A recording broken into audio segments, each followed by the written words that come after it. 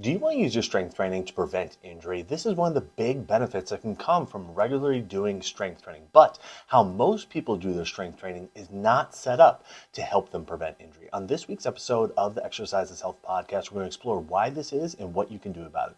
We're going to cue our introduction and we're going to dive right into this conversation. Hey, welcome back, exercisers, to the Exercise is Health podcast, brought to you by Exercise for Life Studios, where we believe that your health is your most valuable asset. And the single best thing that you can do to both boost and protect this asset is exercise. Specifically, exercise is geared towards building the health and function of your muscles. We are your hosts, Charlie and Julie. And today we are exploring this idea of injury prevention and using strength training to help you prevent injury. Look, it's been shown time and again in the research that being stronger, getting your muscles stronger are all ways to go about preventing injury, especially over the course of your lifetime. But here's the thing. Not all ways of strength training are actually designed to do that. In fact, many ways of strength training leave you vulnerable to injury because of what they are leaving out of their strength training. So we want to explore this with you and tell you what you need to make sure to add into your strength training to have your bases covered. You know, Charlie, this is such an important topic because a lot of people are really like one injury away from losing their health. Meaning, like, if you got injured today, would you be already unhealthy enough that the movement that you were doing, now you're doing none or whatever, recovering, and it makes other areas of your health tank. Maybe, you are trying to work through blood sugar value things and you're exercising, but you're also feeling like, wow, when I'm out in my daily life, I feel like I can twist my back and then I'm out for 3 more months, able to do nothing. So the injuries we're talking about are the ones that happen in your life. We're not talking about getting injured in the gym, although this will help you not get injured in the gym. True, too. That's a great point. But we're talking about, when you're out and about, twisting around to get your groceries or getting up and off the floor to play with your grandkids or your kids or things like that, where it's like, dang, these things, I'm nervous to get injured.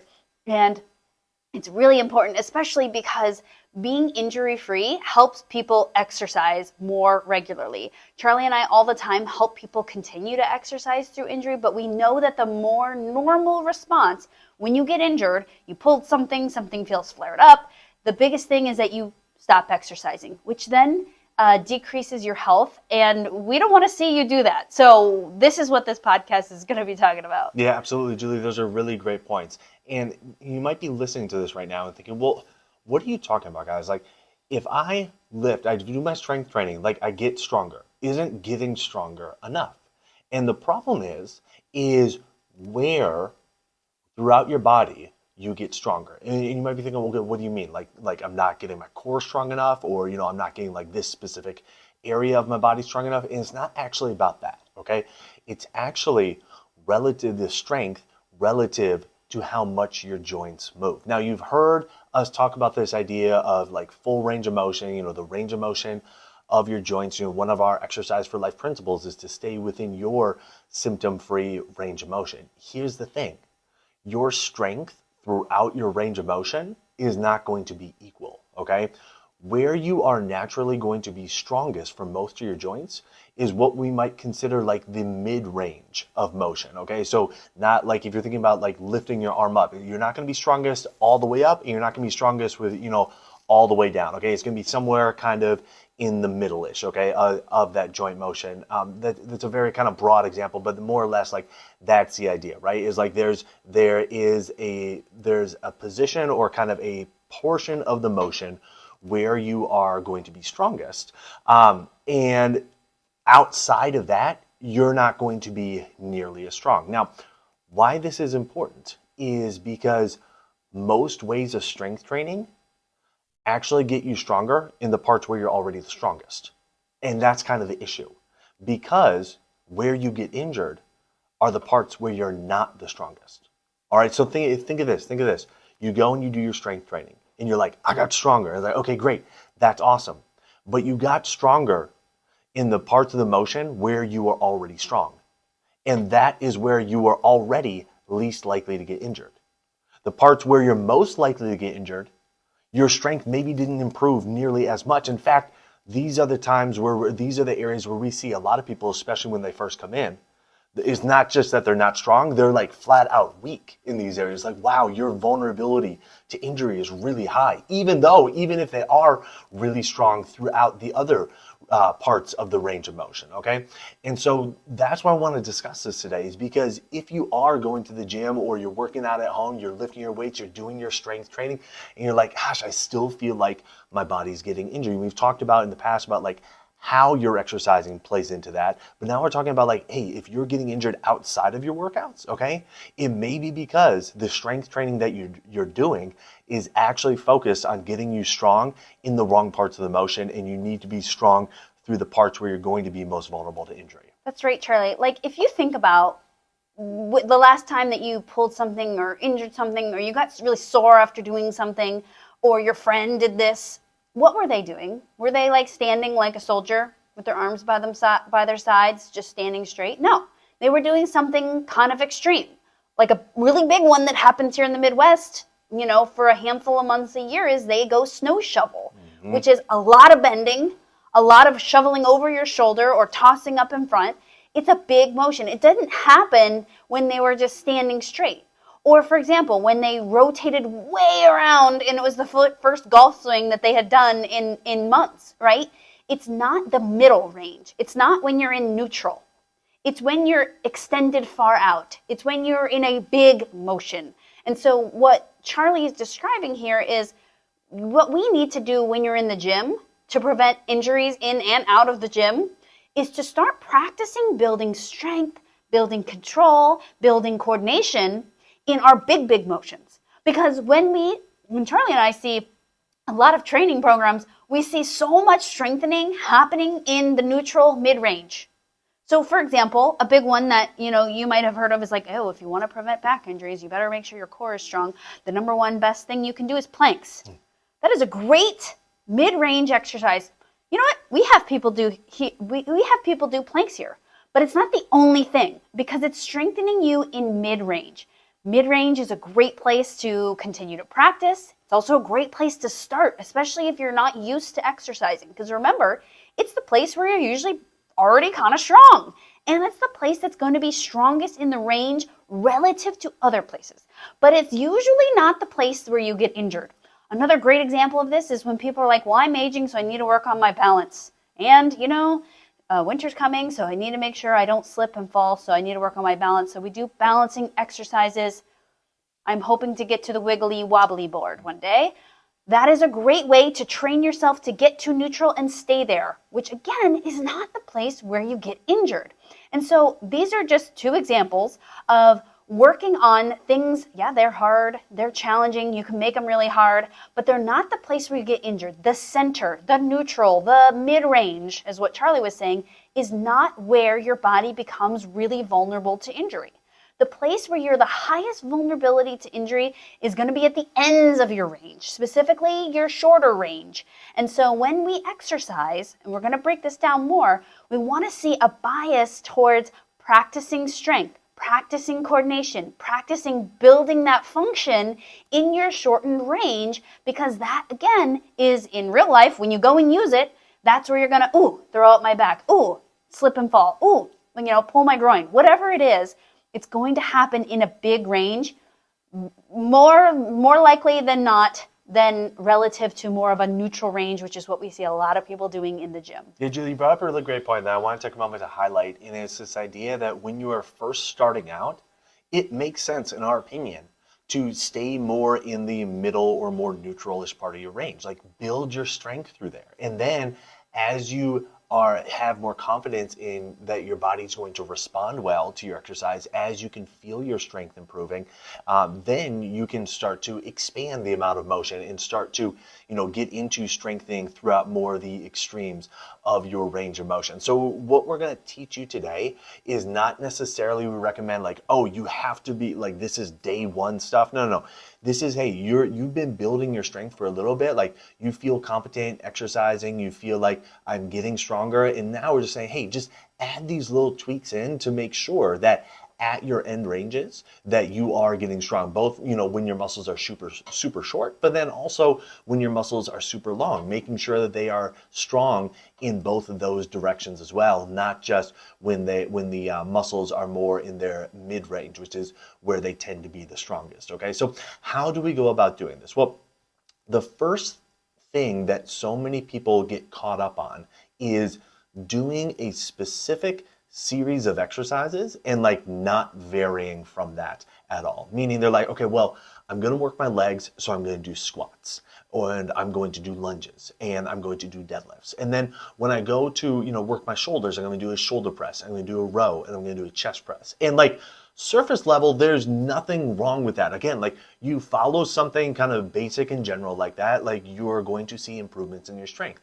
But when we start talking about wanting to make sure that you're getting strong in your more extremes, both when your muscles are really short and when they're really long, you need to start incorporating different variations of how you are doing each exercise in a wider variety of exercises to target the same muscle groups. So for us at our studio, we incorporate a lot of machine work. And a part of that reason is because the machines that we have are really good at helping people get strong in their more extreme ranges of motion, which again, yes, they'll get strong in the more neutral ranges, but in the extremes is where you're more vulnerable to injury. So by building strength into those extremes, that's helping to reduce the risk for injury. So if you are somebody that just wants to do free weights, or only does body weight, or only does bands or something like that, start expanding the variety of not only equipment that you're using, but the types of exercise that you're doing to start strengthening your body throughout more of your range of motion.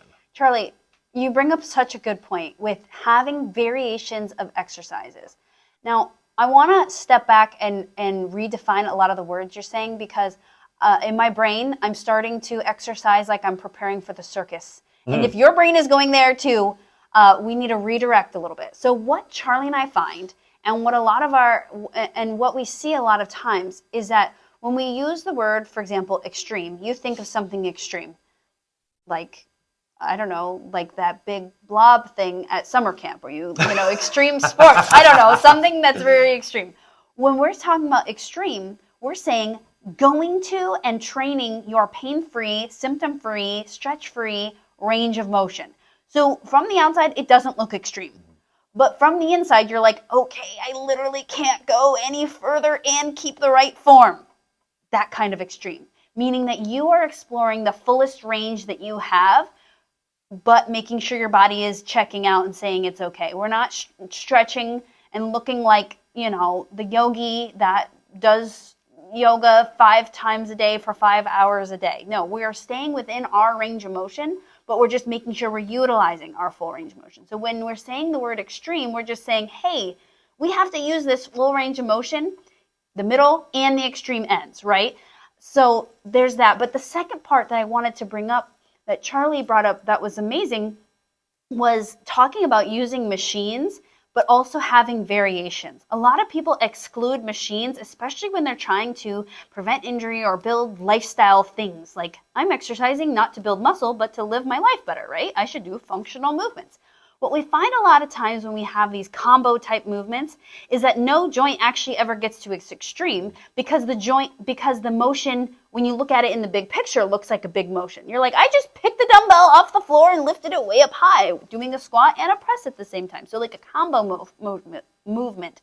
But what we find a lot of times is that neither the legs, the knees, the ankles, the trunk, or the shoulders that we're trying to be challenged ever got to their extremes. Again, I'm not saying this is bad exercise. I'm just saying that when you're trying to prevent injury in your day-to-day life, in the gym, we want to see that your muscles and joints practice going into these extreme ranges of motion, or your ends of range of motion, if that word works better for your brain. But just so that when you do go and reach in your regular life, you're like, hey, my shoulder just practices it 3 times a week.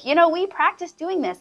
But again, when we see it in combination motions, we often see that there's like a mediocre amount of range of motion in each joint. Even though gross, it looks giant, it looks like a cool big motion, we find that each individual joint never actually gets to its ends of motion. So our step 1 is definitely to include different variations of exercises, utilizing machines, utilizing your free weights. I know we always have a bias towards one or the other, but trying to keep it mixed up, all while following the 4 exercise for life principles, which is our next to do, which is to make sure that you are strength training, but also using the 4 exercise for life principles. Absolutely. So when you go and you're doing your variety of exercises, making sure you're implementing the 4 exercise for life principles, that really is key to making sure you're staying safe while you're doing the exercise, but also making sure that you are appropriately exploring your full symptom-free range of motion. That is principle number 1, utilizing your symptom-free full range of motion, okay? And so just by following that first principle, now all of a sudden you're going to be moving your body more through the range of motion that's appropriate for you. Principle number 2 is to control your moving and non-moving segments. So your exercises are going to be more specific to the muscles and the joints that you're wanting to challenge.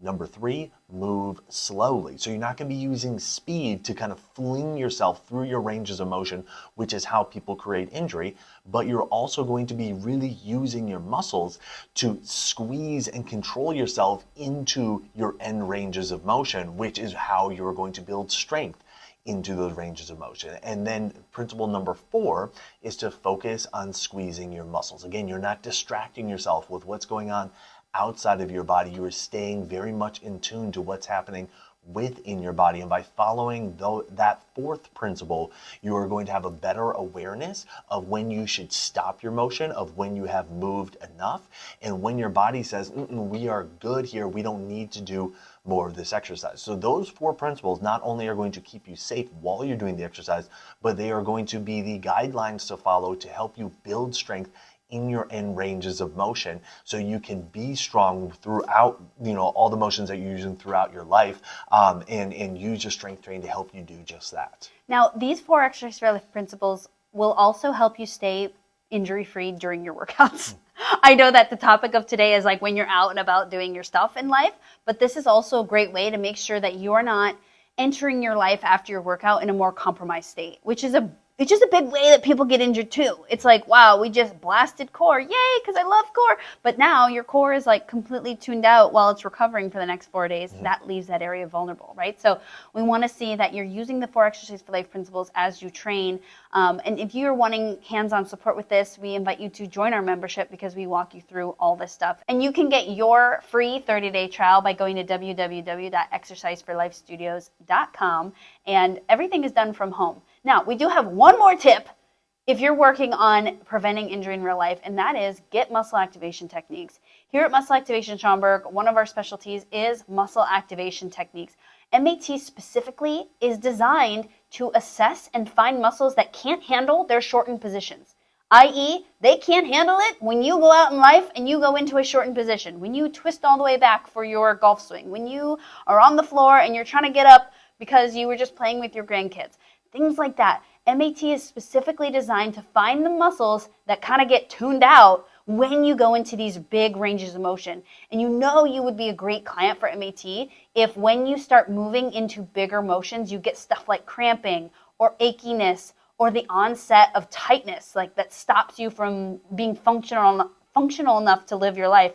Those are really good signals that are saying, hey, you need a little intervention in terms of getting your muscles to be able to handle bigger motions. Absolutely. MAT is such a game changer for so many people. Not only does it help them move more, like their joints actually become more mobile, but in the motion that they're getting, they are strong, they are stable, their muscles are functioning well, and they get to carry that strength, that stability, that function into their workouts, into their daily life. They're able to move more freely, everything like that. So like Julie's saying, that is one of our specialties here at Muscle Activation Schaumburg. If you are in the Chicagoland area and want to try out MAT, you can schedule your assessment with us by going to www.matschaumburg.com. You can find the buttons where you can get started now for that. So if you are doing your strength training and you're feeling like I'm getting stronger, but I'm still getting these injuries, these tweaks, these, achy feelings outside of my workouts, what's going on? I thought my workouts, my strength training was supposed to help me prevent injuries. They are, but how you're doing them may not be leading you down that direction. Like we said, most strength training actually is not designed to help you prevent injury because it's missing getting you stronger in the areas where you are most vulnerable for injury. So how do you go about gearing your strength training towards helping you prevent injury? Number one, making sure you are incorporating different variations of each exercise that you're doing, utilizing machines as well as you can utilize free weights, but not just like one or the other. Make sure that you're really strength training into those end ranges. Number two, use the 4 exercise for life principles while you're doing all of your strength training. And 3, get your body assessed and tuned up with muscle activation techniques to make sure that when you go and work out and just throughout your life, you have your muscles supporting your joints, you have your muscles functioning and firing optimally. So who do you know that needs to hear this episode? Who do you know that is interested in using their strength training to prevent injury and hoping that their current strength training routine is helping them to do just that? Share this episode with them so they can understand the things that they should be adding in to their strength training routine to make sure that they're not being set up for injury, but they are actually preventing injury in the process. And while you're online, head on over to Apple Podcasts, Spotify, or wherever you listen to us and leave us a rating and review. It helps people find our podcast when they're looking for information on exercise and they're looking for information on health. So if you found value in this conversation today, let us know by leaving us a 5-star rating and review. Well, thanks so much for tuning in. We always appreciate it. Have a fantastic week, and we'll talk with you all next week. This podcast is for information purposes only. The statements and views on this podcast are not medical advice. This podcast, including Julie and Charlie Gates, disclaim responsibility for any possible adverse effects from the use of information contained herein. Opinions of guests are their own, and this podcast does not endorse or accept responsibility for statements made by guests. This podcast does not make any representations or warranties about guest qualifications or credibility. This podcast may contain paid endorsements or advertisements for products or services. Individuals on this podcast may have a direct or indirect financial interest in products or services referred to herein. If you think you have a medical issue, consult a licensed physician.